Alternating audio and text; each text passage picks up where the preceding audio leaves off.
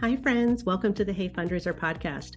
I'm your host, Mary, and whether you're a frontline fundraiser, the operations professional, a board member, or just somebody wanting to make an impact in your community, this podcast is for you. We cover all facets of fundraising, and our main objective is to give you ideas and inspiration to help you raise more money.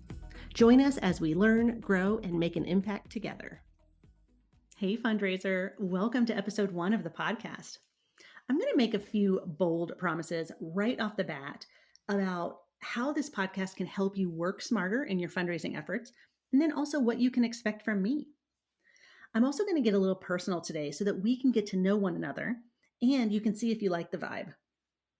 I'm already a fan of yours because you're here and you want to raise more money and fix your fundraising operations. As far as I'm concerned, we're already friends. So, after 20 years of working in nonprofits as a fundraiser, I understand the pressure that is on our sector. We're charged with managing many of our societal issues, like taking care of the sick, feeding the hungry, educating our youth, advocating for the voiceless, and all the other ways that the nonprofit community steps up and takes on that burden. All of those programs and projects need to be funded, and that's where you and I come in. It's a heavy responsibility to raise money for your cause because if you don't reach goal, programs might be cut.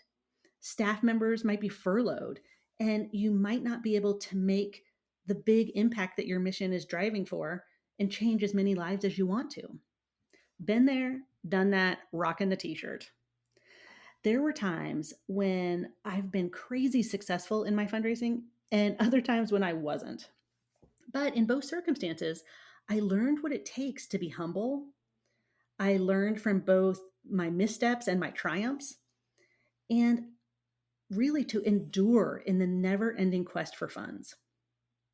In this podcast, we are going to talk about failures because it's really only a failure if you don't learn anything from the experience. We're also going to talk about successes so you can hear and learn fundraising strategies and tactics that you can go and implement into your fundraising straight away. I want to tell you a little about my journey and how I ended up here with you recording this podcast today. I started my fundraising career in 2002. I had just graduated from college and was trying to figure out what impact I wanted to have on the world. Like what work would I actually enjoy doing for 40 plus hours every week? I knew I didn't want to work in for-profit because there was just nothing that really ignited my fire there. So I got a job at a local children's museum in the marketing department. It was a great job, and my role was to promote membership and plan events. But I would watch as these fundraisers would close large gifts, and then something very tangible would happen. A planetarium was built, the roof stopped leaking, traveling exhibits were brought in. I was fascinated by their work because what they did had such an immediate impact on the museum. The second a job opened up in development, I applied and thankfully got the job. I began in annual giving and was also charged with fundraising operations. So, keeping the database clean and sending acknowledgments and pledge reminders. I loved that job. My boss was amazing. And this was really the beginning of my love for fundraising and fundraising operations. When I was ready to move on from annual giving and really try my hand at major gifts, sadly, there were no jobs open at the museum. So I made the very hard decision and moved over to the local community hospital. This job catapulted my education when it came to cultivating deep relationships, how to gracefully ask for a gift, understanding that the composition of my major gift portfolio directly affected the amount of money I could raise. I learned how to spend my time as a major gift officer, how to manage donors when they were upset, and so much more. I actually went on and spent half my fundraising career in healthcare, and I'm still very passionate about it today. So fast forward to 2008. And if you've been in fundraising a while, you probably know that 2008 was a pretty tough year. The housing bubble burst, and the US plunged into a recession. It was a scary time. Stocks plummeted, philanthropic giving was drying up. And I think at one point, unemployment reached 10%, which was really unheard of. It was tough times. And it was also an election year. I sat in my office in Washington, D.C., where I had been recruited to run a large national development department that was raising about $100 million a year. This nonprofit was big, and we raised money for the C3, which was all of the everyday programming. But then we also had a C4, which was the political arm of the organization. I'll never forget it. It was September, and I was sitting at my desk reading an article in the Washington Post about the recession when all of a sudden my CEO and CFO were standing in my doorway. They came in, sat down, and proceeded to tell me that the organization was struggling with a ballot initiative in California. We needed $10 million in cash in the next 10 weeks, or we were going to lose this really important landmark initiative. Election day was 10 short weeks away, and apparently our opposition had received millions of dollars in private funding, and we were going to lose if we didn't keep our marketing efforts high and buy as many ads as possible in California. There was a moment of fear when I stared at them and was thinking, we're in the worst recession in our lifetimes, and you want $10 million in the next 10 weeks. I mean, I literally stared, blink, blink.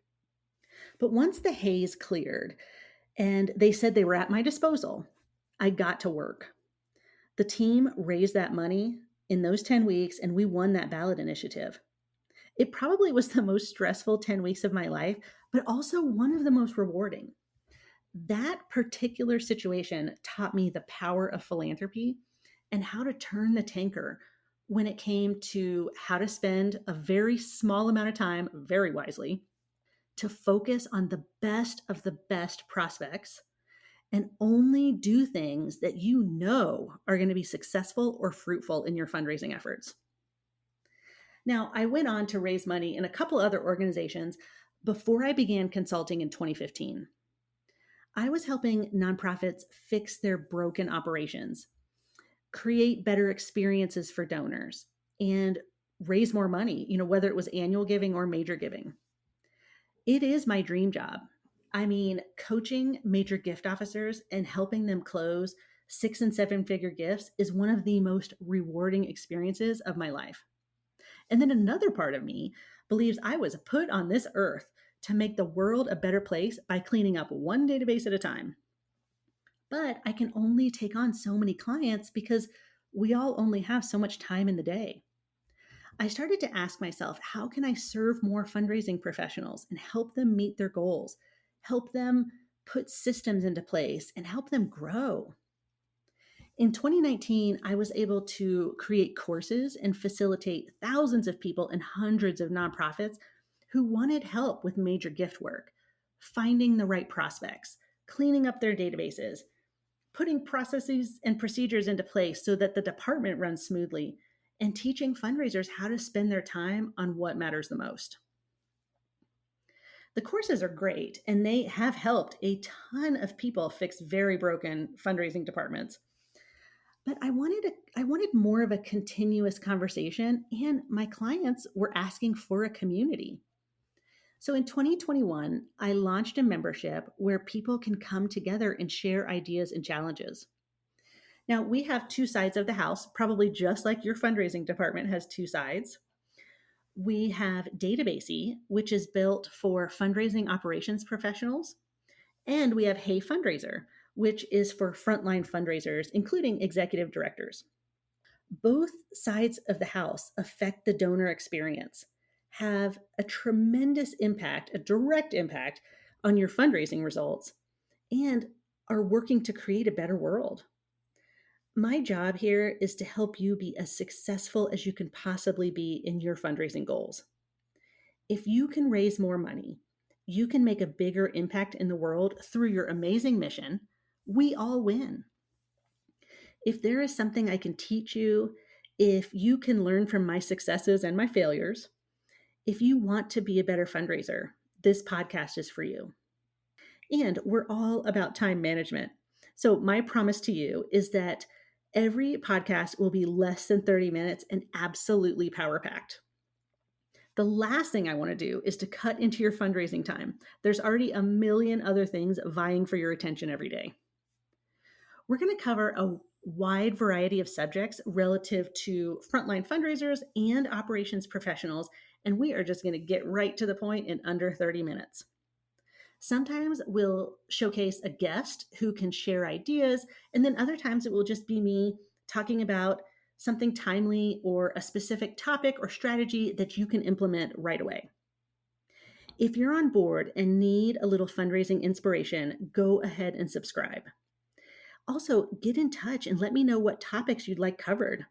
And lastly, but very importantly, thank you for all you do to make our world a better place. Hey Fundraiser, thanks so much for being here today. Did you know that we create a special page for each episode that has helpful links, episode highlights, standout quotes, and freebies? Check it out in today's episode description. If you loved what you heard today, would you give us a rating and review? It really helps other fundraising professionals find our Hey Fundraiser community. I'm Mary, and thank you for listening today.